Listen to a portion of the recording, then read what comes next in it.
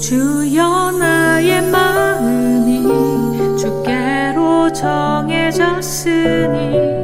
나는 주 찬양하리라. 깨어라 나의 영혼아, 비파와 수금 들어라. 이 새벽에 내가 찬양하리라.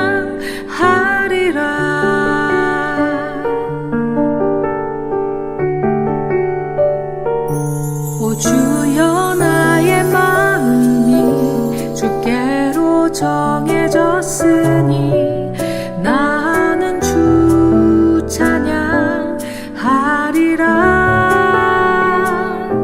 깨어라. 자, 오늘 말씀 함께 보도록 하겠습니다. 오늘 말씀은요, 마태복음 5장 43절에서 48절입니다. 43절, 마태복음 5장 43절에서 48절. 저와 함께 교독하겠습니다. 내 이웃을 사랑하고 내 원수를 미워하여라 하고 말한 것을 너희는 들었다.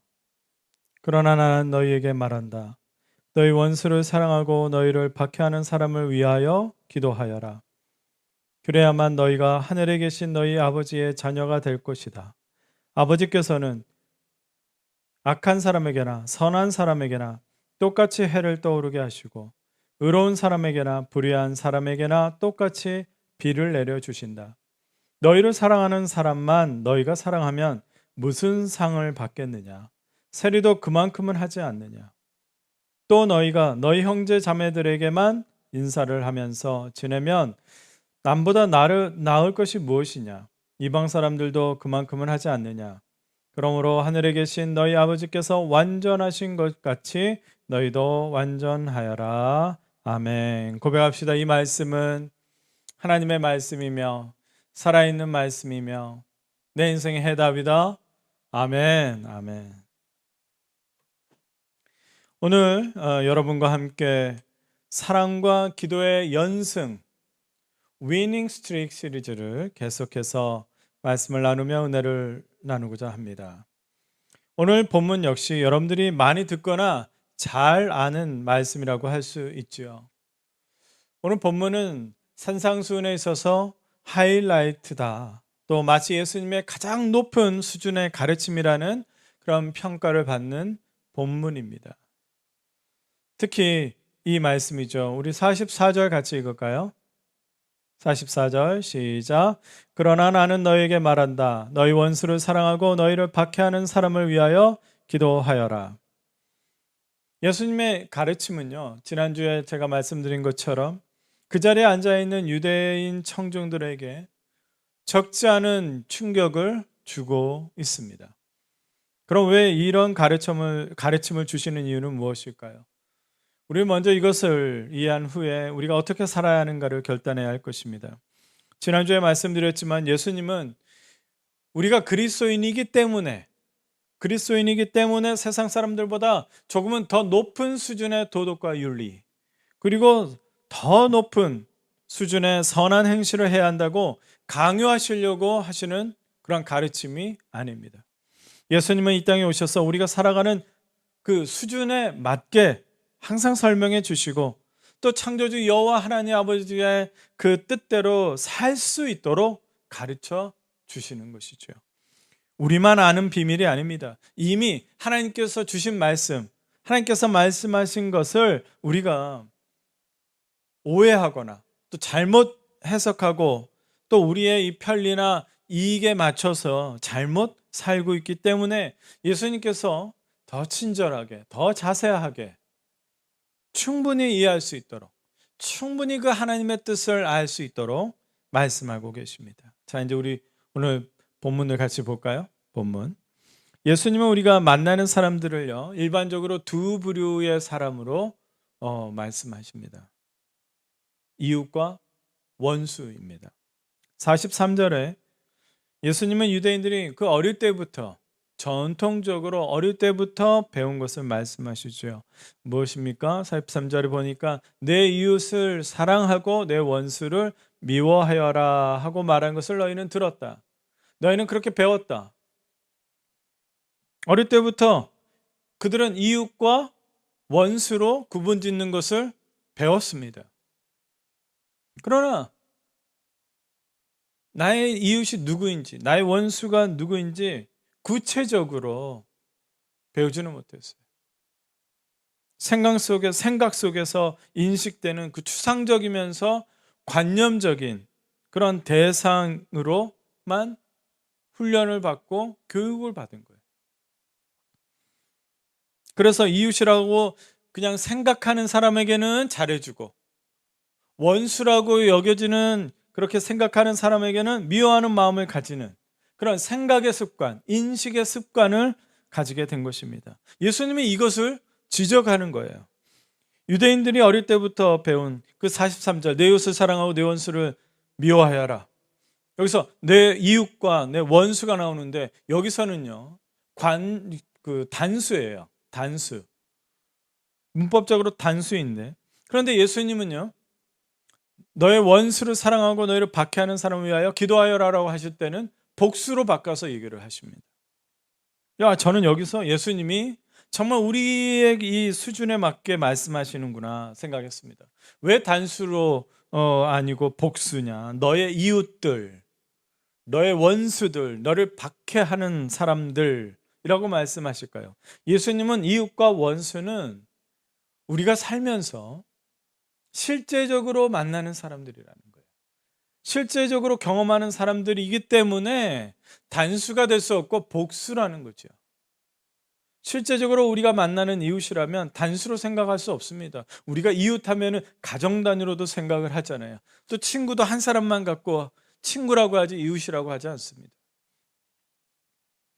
생각해 보세요. 우리는 우리가 원하는 이웃, 우리가 좋아하는 이웃, 우리 수준에 맞고 또 우리와 잘 어울릴 만한 이웃뿐만 아니라 다양한 이웃들을 만나고 있습니다.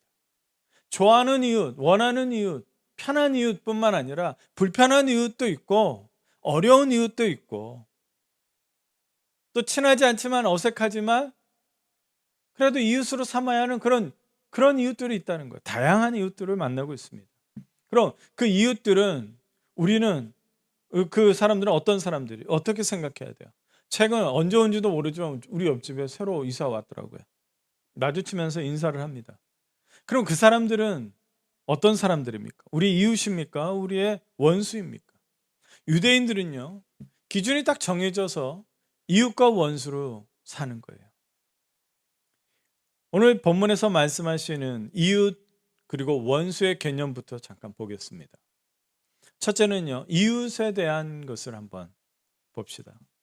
그 당시 이웃, 우리가 번역으로는요 이웃이라고 하나로 하지만 그 당시에 사용하는 단어에는 좀 다르게 표현이 되어 있었어요. 이웃을 가리키는 표현이 다양했는데 예수님은요 하나 그 독특한 단어를 선택하셨습니다. 헬라어로 거의 우리 개념의 이웃이라고 생각할 수 있는데, 공간적으로, 공간, 장소, 가까이 사는 이웃을 헬라어로 게이튼 아니면 페리오이코스라고 말을 합니다. 근데 이제 종교적으로 그리고 혈통적으로 형제처럼 연결된 이웃들, 그것을 아델포스라고 표현합니다. 아델포스. 그래서 유대인들에게 이웃이라고 하면요, 함께 율법을 지키는 사람들, 민족적으로, 종교적으로 어떤 자격을 갖춘 사람으로 제한을 하는 이웃이었어요. 아델포스. 근데 예수님은 여기에서, 예수님도 유대인이기 때문에 아델포스라는 표현을 써야 하는데 아델포스라고 하지 않고 플레시온, 따라해볼까요? 플레시온. 플레시온이라고 하는 이웃이라는 그 개념을 사용하셨어요. 어떤 의미겠냐? 플레시온은요, 그냥 살면서 만나는 사람을 말해요. 그냥 이렇게 거치면서 경험하는 사람, 지나가면서 만나게 된 내가 아닌 타인을 말하는 거예요. 그러니까 이 만나게 되는 모든 사람을 이웃, 플레시온이라고 그러는 거예요. 예수님에게 이웃은 내 기준에 따라서 어떤 자격을 갖춰야 할 이웃이 될 수 있는 사람이 아니라 살면서 내가 만나는 사람, 특히 자격이나 기준 따지지 않고 하나님의 그 사랑과 자비를 베풀어야 할 모든 사람을 말하는 거예요. 예수님의 이웃이라고 하면은 그럼 여러분 어떤 이야기가 떠오릅니까? 누가복음 10장에 보면은 어떤 이야기가 떠올라요? 그렇죠. 선한 사마리아인 비유가 나옵니다. 거기에서 나온 사마리아는요, 살면서 그냥 지나가면서 만나게 된 사람을 섬긴 거예요. 강도 만난 사람, 그 사람을 돌봐준 것입니다. 예수님에게 있어서 플래시온, 이웃, 그것은 바로 자비를 베풀어야 할 모든 사람, 지나치든 또 우연히 만나던 그 모든 사람에 해당되는 거예요. 자, 이제 원수에 대해서 알아보겠습니다. 43절과 44절에 그 두 가지의 원수의 개념이 나오는데요. 첫 번째 43절에 나오는 원수는요, 에크스로스예요. 에크스로스. 이 사람은 뭐냐면 감정적으로 적대감이 있는 거예요.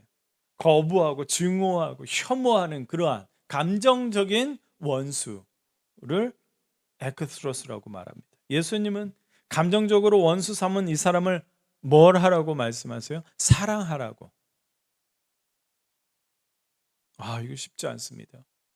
감정적으로 여러분 감정을 추스려야 하는데 용서가 되든 받아들이든 뭐가 돼야 하는데 주님은 뭐라고 하세요? 그 원수를 사랑하고 있는, 그 원수 되어가고 있는 사람을 사랑하라는 거예요. 사랑도 여러 개념이 있는데 여기에서 예수님이 말씀하시는 사랑은 아가페 사랑입니다. 가장 헌신적이고 무조건적이고 가장 자비로운 그 하나님 수준의 사랑이 아가페 사랑인데 우리 예수님은 그 원수에게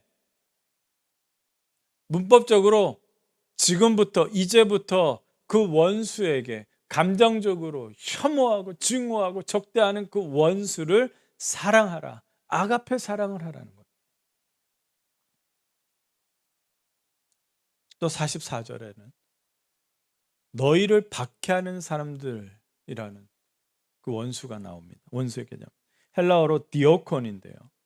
이 디오콘은요, 방금 말씀드린 에크스로스의 그 감정적인 원수라면요, 디오콘은 실제적으로 나를 괴롭히고 그리고 폭력을 주고 또 내게 실제적으로 피해를 준 원수를 말하는 거예요. 근데 이 디오콘, 너희를 박해하는 사람들을 위하여 무엇을 하라고 말합니까? 기도하라고 하죠. 정말 문법적으로 정확하게 말하면요, 그들을 위하여 기도하라는 거예요. 여기서 위하여라는 것은 그들을 놓고 너희의 그 원망과 울분으로 막 탄식하고 저주하라는 것이 아닙니다.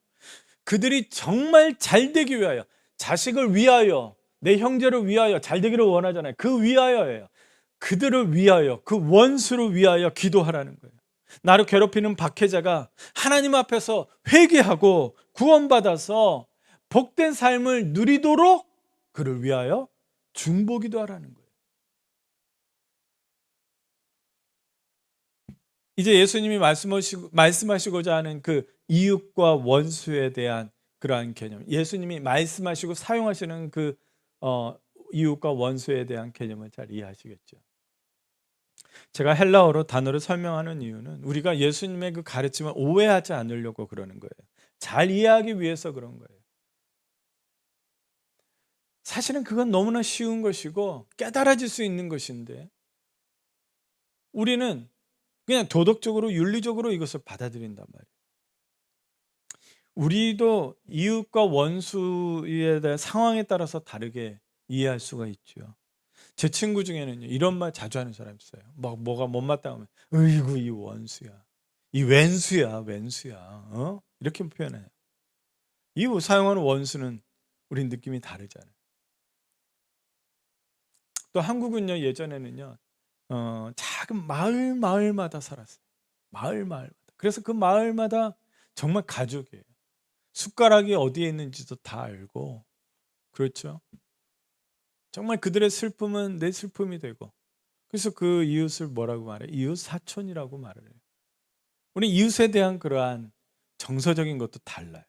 그러니까 이 차이가 있기 때문에 우리는 예수님이 사용하신 그 이웃과 국가 또 원수 이거에 대해서 먼저 이해를 할 필요가 있었던 것입니다. 다시 이제 본문으로 더 들어가 볼게요. 43절. 43절을 보니까 너희가 그런 것을 들었다 그렇게 말하는 뭘 들었죠? 내 이웃을 사랑하고 내 원수를 미워하여라. 근데 이거 출처가 어딜까요? 이 출처는 사실 이 문장은 예수님이 지금 하신 이 말씀밖에 없어요. 구약 성경에 어디에도 없다는 거예요. 근데 이 말씀은 있죠. 레위기 19장 18절에 내 이웃 사랑하기를 네 자신과 같이 사랑하라. 내 몸과 같이 내 이웃을 사랑하라. 이 말씀은 있죠. 그러나 원수를 미워하라는 구절은 성경 어디에도 없습니다. 그럼 하나님 말씀이 아니라는 거예요. 하나님 뜻도 아니라는 거예요. 오히려 구약 성경에 원수를 도우라는 말씀은 많이 있습니다. 예를 들어서 출애굽기 23장 4절에는요. 원수의 그 소나 양이요 길을 잃어버렸어요. 근데 내가 발견을 했어요. 어떻게 할까요? 아이고 잘됐다. 한번 힘들어 봐라. 이래야 돼요? 그러지 않아요. 성경에서는 그 길 잃은 원수의 소나 그리고 염소, 나귀 이런 거 보면은 원수에게 찾아다 줘라. 또 잠언 25장 21절에도요. 아무리 원수라도 배가 고파하고 목말라 하면 그에게 음식도 주고 물을 주라. 그래요. 여러분 우리가 레위기 19장 18절 제가 방금 전에 말씀드렸는데 내 이웃 사랑하기를 내 몸과 같이 사랑하라. 그 바로 앞에 뭐라고 나오냐면요. 바로 그 똑같은 구절이에요. 그 한 구절에 우리는 뒷구절만 강조를 했는데 앞구절에 뭐냐면 한 백성끼리 앙심을 품지 말고 원수를 갚지 말라 그래요. 원수를 미워하는 말씀은 구약 성경에 없어요. 그럼 누가 만든 규칙, 규범입니까? 그것은 당시 바리새인과 같은 율법학자들이 유대인들의 삶을 통제하기 위해서 만든 규범인 거예요. 그들은 자신들의 이웃의 그 범위를 자신들이 정해버렸습니다. 같은 유대인이나 종교적 신념을 가진 사람은 아데포스라고 하면서 우리의 이웃이 되는 자격에 따라서 엄격하게 제한해버렸습니다. 그럼 유대인이 생각하는 원수는 누가 될까? 누구일까? 먼저 기본적인 원수는 있죠. 로마 제국입니다. 나라를 빼앗고 자유를 빼앗고 로마 권력 앞에 무조건 저하게 만드는 그 상황을 겪게 만들고 있는 그 로마 제국이 원수죠. 원수예요. 그 두 번째 또 원수의 대상이 있는데 그것은 뭐냐? 이 로마 제국에 협조하는 사람은 다 원수인 거예요. 특별히 세리입니다. 세리. 같은 동족에 막 피를 빨아먹듯이 돌봐주지는 못할 망정 더 무거운 세금을 받아가는 세리. 그들은 로마 제국의 분량만큼 더 그냥 딱 그만큼 걷는 거 아니에요. 더 걷었어요. 그래서 부귀를 누렸기 때문에 세리하면 매국노이면서 원수인 거예요. 또 누구를 원수로 정해놨을까요? 그것은 죄인들입니다. 죄인들이 원수였습니다. 일반적으로 그들의 기준에서 죄인은 성전에 들어갈 수 없는 사람. 성전에 들어갈 수 없는 사람은 병든 사람, 버림받은 사람, 상처 입은 사람, 창녀, 세리, 이방 사람, 사마리아인입니다.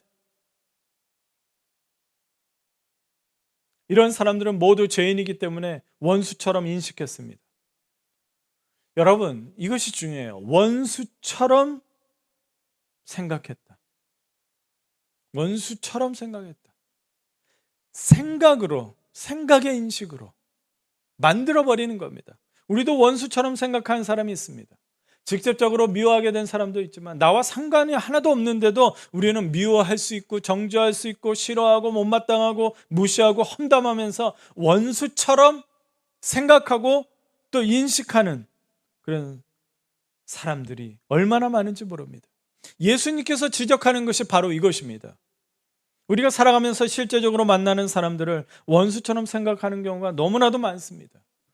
여러분 어느 정도 미워하면 원수가 되고 또 어느 정도 좀 미워하면 왼수가 됩니까?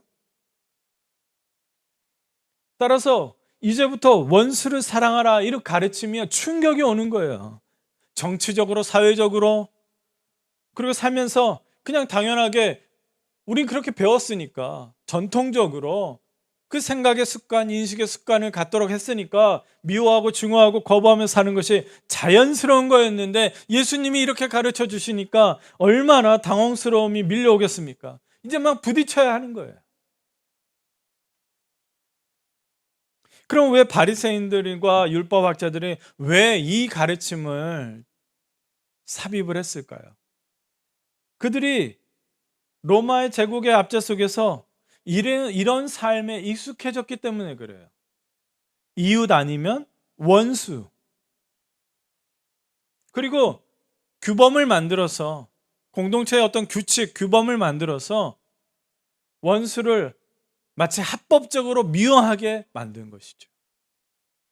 여러분, 그 사람도 가족이 있고 누군가의 아버지고 어머니고 누군가의 아들과 딸인데, 그렇지만 우리가 정해놓은 이 기준에서는, 이 규범에서는 원수이기 때문에 저주하고 욕하고 정죄하고 미워해도 또 미워하게 만드는 거예요. 그런데 예수님은 이제 원수를 사랑하고 그 원수 같은 사람들을 위해서 기도하라고 가르치십니다. 그 자리에 있는 사람들에게는 충격적이지만 이제 원수를 어디에 다시 포함시키라는 거예요? 어디에? 그렇죠. 그 원수, 생각 속에서 만들어내고 인식 속에서 습관적으로 그 만든 원수를요, 우리의 이웃으로 포함하라고 하신 거예요. 저는 이 예수님의 말씀에 무릎을 탁 쳤어요. 우리는 이것을 이렇게 이해하면 어떨까요? 우리가 지금 만나고 있는 사람은 모두 이웃이 되는 거예요. 근데 그 중에 누구든가는 원수가 될 수가 있는 거예요. 예수님은 그런 인식을 해요. 저는 여러분이 많이 경험해 보셨으리라 생각됩니다. 이민사회에서는 이런 경험들을 많이 하게 되죠. 이웃이 가장 넓은 의미예요. 그 이웃 안에서 내 원수가 있는 것이죠. 우리는 하루에도 많은 사람들을 만납니다. 직접적으로 이렇게 만나는 사람들도 있지만 또 온라인으로나 SNS로 나와는 상관이 없는데 또 많은 사람들을 만나게 돼요. 근데 우리에게 요즘에 이상한 일들이 일어나요. 쉽게 우리 안에는 미워하는 사람, 원수, 폴더로 가게 만들어요. 폴더를 하나 만들어 놨어요.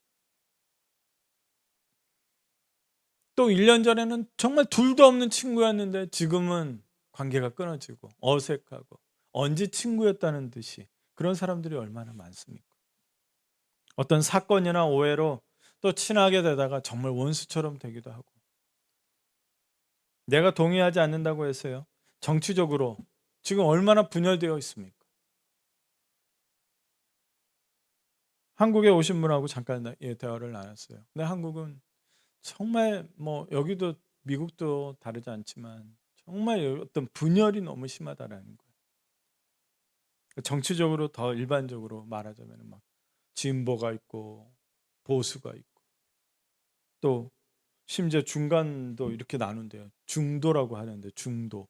근데 중도, 보수, 중도, 우파, 좌파 이렇게 나눈다는 거예요. 얼마나 분열되어 있는지 모릅니다. 여러분과 관계가 깨어진 사람들을 한번 생각해 보십시오.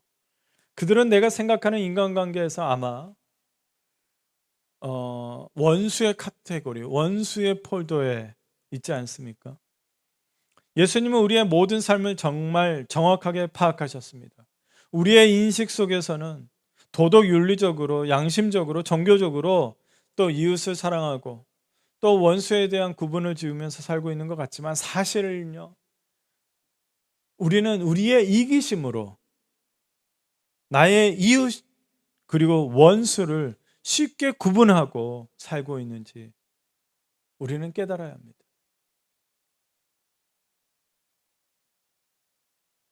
너희가 만나는 사람은 모두 이웃이지만 너희의 기준과 이익과 감정대로 쉽게 원수가 되어가고 있더라. 예수님은 살면서 만나는 사람들, 플래시온, 우리는 플래시온을 쉽게 원수로 만들고 미워하고 정죄하고 우리의 인식적으로, 우리의 감정적으로 우리는 그렇게 쉽게 원수를 삼고 있습니다.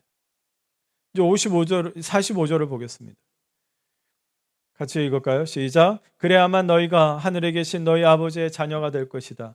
아버지께서는 악한 사람에게나 선한 사람에게나 똑같이 해를 떠오르게 하시고 의로운 사람에게나 불의한 사람에게나 똑같이 비를 내려주신다. 그러니까 이 말씀이 무슨 말씀이냐면 다시 원수의 폴더에 넣지 말고 하나님 아버지께서 내게 연결시켜주신 사람, 하나님께서 내게 만나게 하신 사람, 내가 섬기고 기도해 줘야 하는 사람, 내 몸을 사랑하듯이 사랑해 줘야 할 저 사람도 정말 사랑이 필요하구나 하고 소중한 사람으로 인식하면서 그 폴더에 옮기라는 거예요. 쉽게 우리는 원수의 폴더로 옮기지 말고 하나님 아버지는 자격이나 기준이나 조건에 따라서 햇빛을 주거나 누구는 비를 내리고 바람을 주고 그런 분이 아니기 때문이에요. 기억하십시오.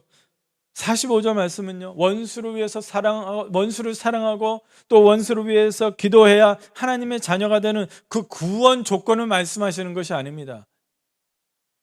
45절을 자세히 보면은 너희가 그렇게 살아야지 하나님 자녀가 된다, 그 뜻이 아니에요. 이미 여러분 45절 앞부분을 보세요. 이미 하늘에 계신 너희 아버지예요. 하늘에 계신 너희 아버지. 이미 이 말씀을 듣고 있는 우리, 그리고 그 자리에 있는 사람들은 이미 하나님 아버지와 자녀와 아버지의 관계가 되어진 상태예요. 그러니까 이걸 해야만 하나님의 자녀가 된다, 그렇게 이해하면 안 되는 것이죠.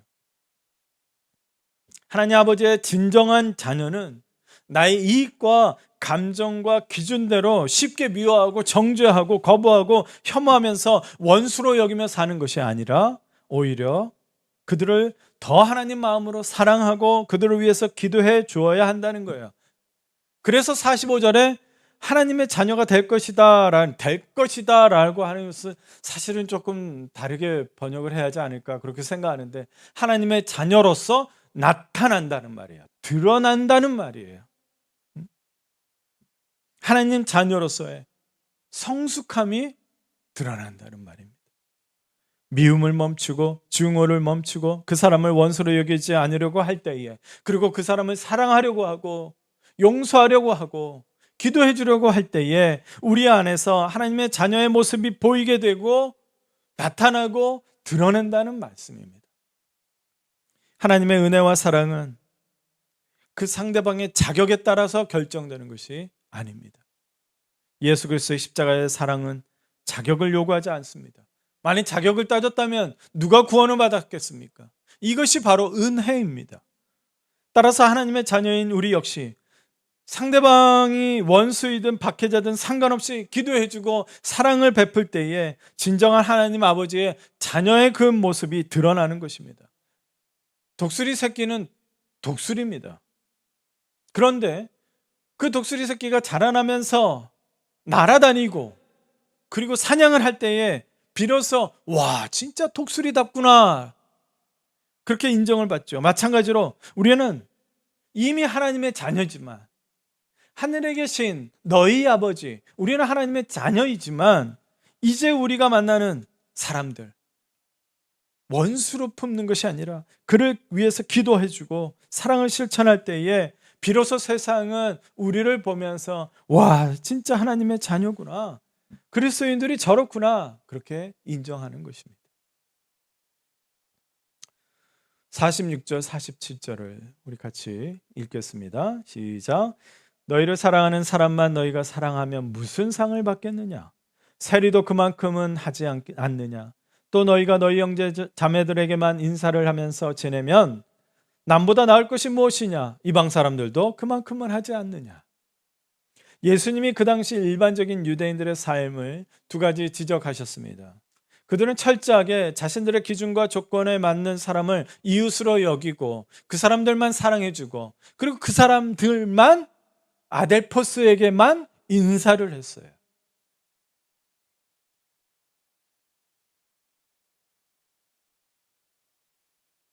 주님 보시기에 이러한 삶은 첫째, 상을 받을 수 없다는 거예요. 너 이웃들에게만 사랑하면 무슨 상을 받겠느냐? 사랑하는 사람만 사랑하면 무슨 상을 받겠느냐? 상을 받지 못하는, 열매를 맺지 못하는 거예요. 주님을 기쁘시게 할 수가 없는 거예요. 기쁜 사람에게만 상을 주는데요. 또 주님 보시기에 전혀 구별되지 않고 세상 사람들과 똑같이 살고 있는 것입니다.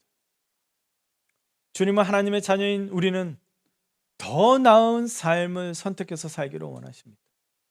그렇게 인사하고 그렇게 사랑하면 더 나은 것이 무엇이냐? 세리도 그렇게 사는데